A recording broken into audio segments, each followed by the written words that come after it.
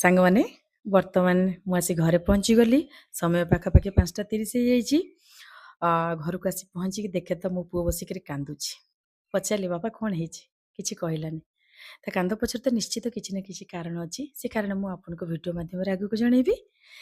ଏବେ ଯାଉଛି, କିଛିଟା ଘର କାମ ମୋର ବାକି ଅଛି। ସେସବୁ କାମକୁ ମୁଁ ଆଗ କରିନେଉଛି।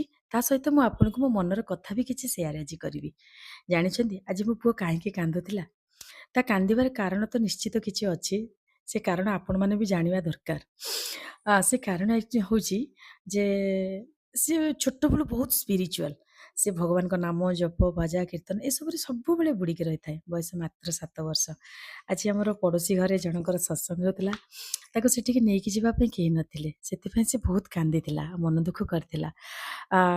ଏତେ ଛୋଟ ବୟସରେ ଗୋଟେ ବୁଦ୍ଧି ଲଗେଇକିରି କ'ଣ କରିଥିଲା ନା, ନିଜେ ଠାକୁର ଘରୁ କିଛି ବାଜା ନେଇକିରି ତାର ବସିକି ନିଜେ ନିଜେ ଗୀତର ତାଳେ ତାଳେ ସେପଟରୁ ଯାହା ଶୁଣୁଥାଏ ସେ ହିସାବରେ ତାର ବାଜା ବଜାଉଥାଏ ଆଉ ମନ ଦୁଃଖ କରି ବସି କାନ୍ଦୁଥାଏ।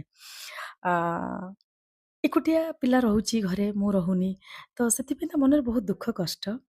ଛାଡ଼ନ୍ତୁ।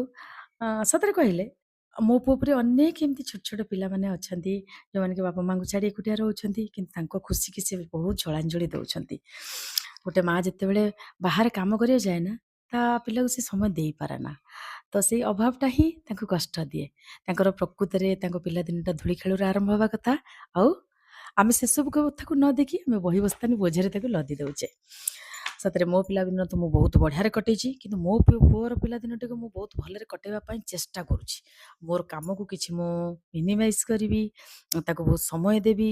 ଯେଉଁ ସମୟରେ କି ସେ ଖେଳିବ, ବୁଲିବ, ନାଚିବ, କୁଦିବ, ତାର ସବୁ ଇଚ୍ଛା, ଆଶା, ସ୍ୱପ୍ନ ପୂରଣ କରିପାରିବ। ଦ୍ୱାରା ସେ ଗୋଟେ ବହୁତ ଭଲ ପିଲା ହେଇପାରିବ। ଯେତେ ପିଲାମାନଙ୍କ ସ୍ୱପ୍ନ ଆଶାକୁ ପୂରଣ କରିବା ପାଇଁ ଆମେ ବି ଲାଗିଯିବା ନା, ତ ତାଙ୍କୁ ସପୋର୍ଟ ମିଳିବ, ସେ ବହୁତ ଖୁସି ହେବେ।